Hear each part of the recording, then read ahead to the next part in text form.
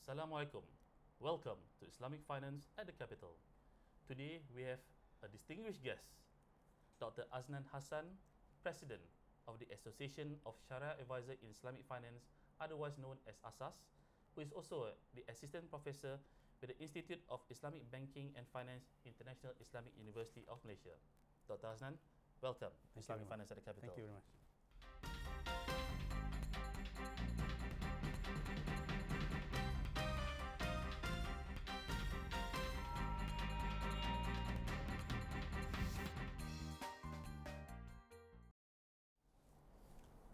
If I recall correctly, when I first started Islamic banking at one of the local financial institutions, I approached Tan Sri Ahmad Ibrahim to suggest a list of Sharia advisors to work with us in the bank.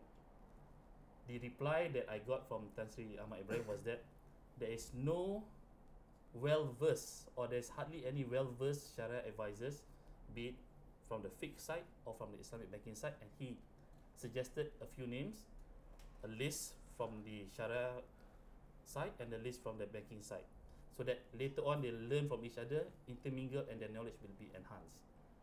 How has the Sharia advisor progressed from having just a limited knowledge of Islamic banking or limited knowledge of usul al-fiqh to where it is today? First of all, thank you very much for inviting me to this program. To cut the thing short, Islamic banking was started in 1983 when we have the first act, Islamic banking in 1983. Since then, it was only one bank, it's Bank Islam in 1983, and we have what we call Sharia Board of Bank Islam that time. In 1993, where Bank Negara see the progress that we have, they allow for for conventional bank to open what they call Islamic window. There where they need a lot of Sharia advisors to advise. The period that maybe Prof. Ahmad referred was that period, I believe.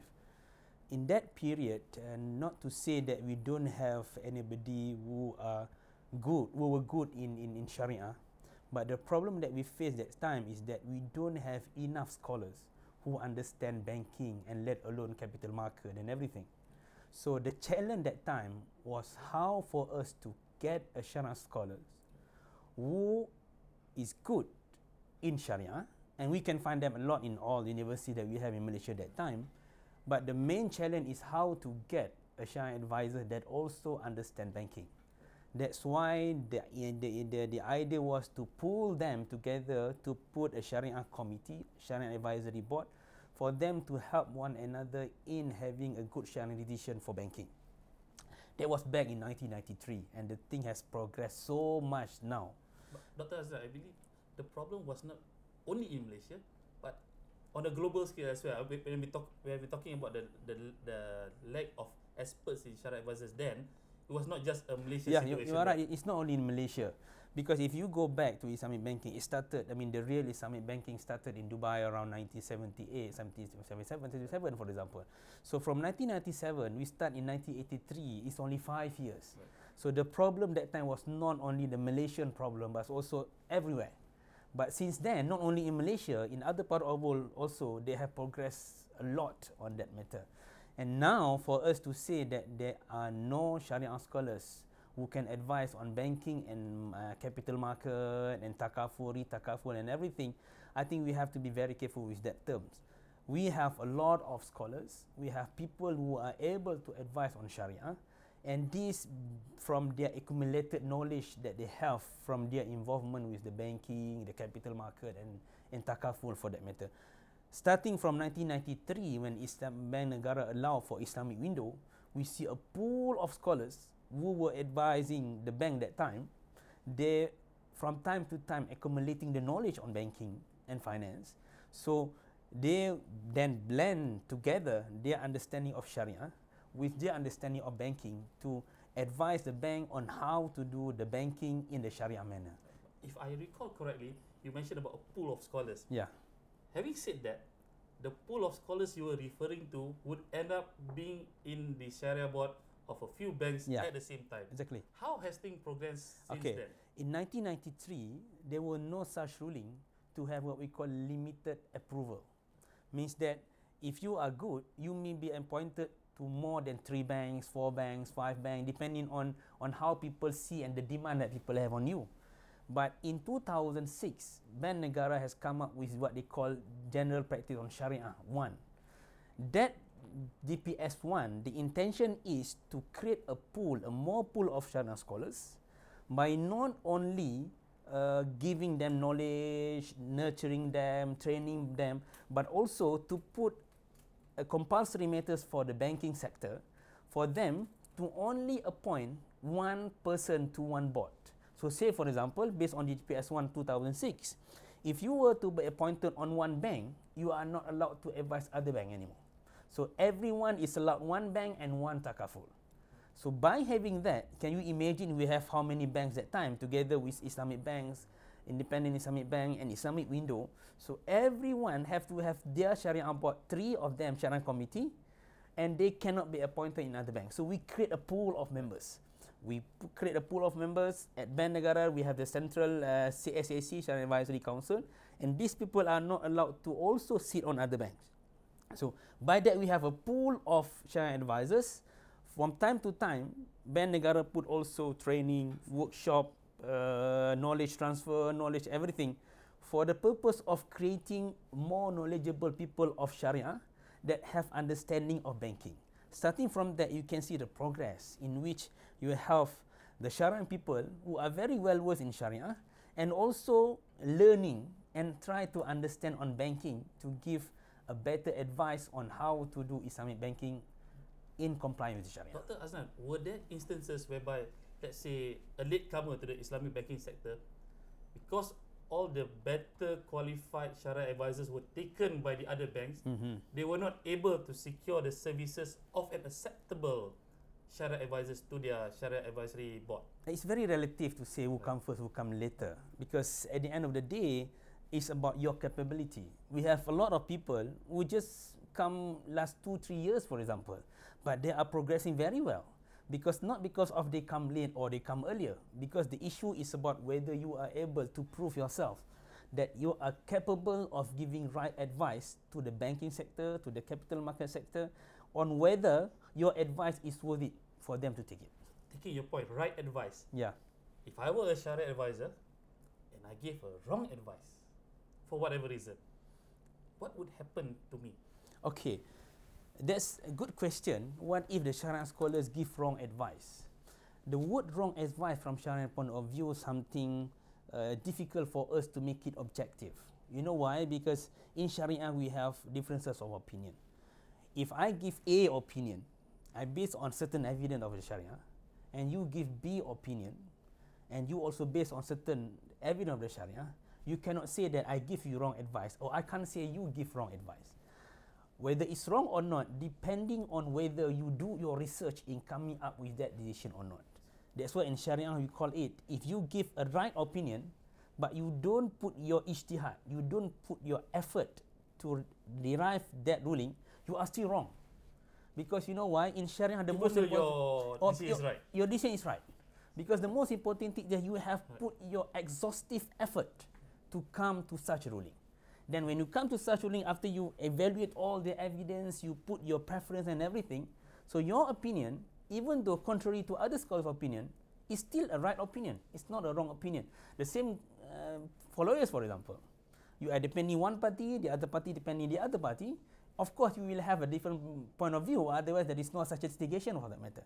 So whether this wrong or this wrong, nobody can say. But the judge at the end of the day will have one opinion for that. In our case, so say for example, you have one opinion, you have another opinion, the Sharia Advisory Council of Bank Negara Malaysia will decide which opinion is the right opinion to be used for industry in Malaysia. In the capital market, there are 2 Sharia Advisory Council, one at the Bank Negara level and one at the Securities Commission level. Which one takes precedence in the event that there's a dispute between the board at Bank Negara and the board at Securities Commission? Which one takes precedence? Okay, in Malaysia, luckily we have 2 laws for that. The first one, what we call Central Bank Act 1958, amended 2009. The other one, we have Capital Market and Securities Act 2007. Both laws take care of 2 different products. The Central Bank Act, for example, take care of the Islamic banking and takaful. And CMSA 2007 take care of the capital market product. So not depending on what opinion, depending on the sector. If your opinion or your decision is on the Islamic capital market, so the SAC of LC, their opinion will be prevailing. Their opinion will prevail over the other boards. But if the issue is in banking or takaful, for example, so the SAC of Bank Negara Malaysia, their opinion will prevail because we based on the sector. Two acts taking care of two different areas. So taking off where you left, 2006 to 2012. Yeah. What has happened in between? Okay, in 2006, Bank Negara issued first guideline. In 2011, Bank Negara issued another guideline that superseded the previous guideline. This guideline is more holistic, I believe. It's not only talking about Sharia governance framework in terms of what is the relation between Sharia Advisory Council and Sharia Committee, but also what need to be done in Sharia governance framework for Islamic banks and takaful industry for that matter. So that is the progress that we have. A more holistic point of view, a more down-to-earth issues on the Sharia governance that need to be taken care of. Not only on how is the relation, but what need to be done. Sharia Secretariat, Sharia review, and Sharia audit, and Sharia research even has to be there for the purpose of enhancement of Sharia advisory in Islamic banking. Final question for this segment. What is the importance of a Sharia advisor? I mean, for conventional banks, they don't have advisors. Why do we need Sharia advisors at the Islamic banking? Good question. You know what? In Islamic banking and finance, the name is Islamic banking. So the Sharia advisors, or the Sharia advisory committee, we call it Sharia committee. In Malaysian perspective, the one that advise the banks, we call Sharia committee. And the one that advise Bank Negara, we call Sharia Advisory Council. The word Islamic implies that it has to be in compliance with the Sharia. So the role, the needs that has to be played by this Sharia Advisory Committee or Sharia Advisory Council is to ensure that the products offered, the processes, the management of the bank shall comply to the Sharia. So that is the burden on their shoulder to shoulder. Right. They have to ensure that it is in compliance with the Sharia from A to Z of the practice of the Islamic banks in particular. Dr. Hasnan, thank you. We'll be back for the second segment of Islamic Finance at the Capital.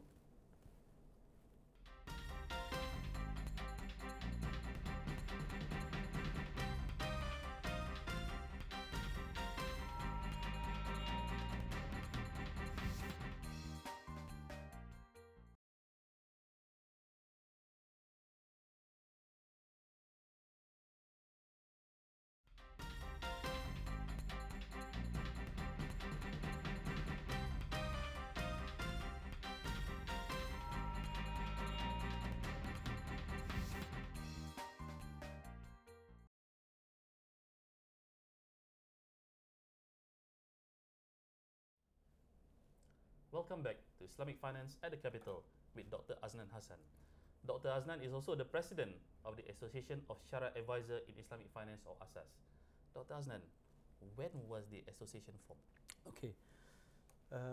The association was formally registered, or has been formally registered in 19 May 2010. That's how the proposal come about, and it was registered last year, 12 April 2011, to be frank.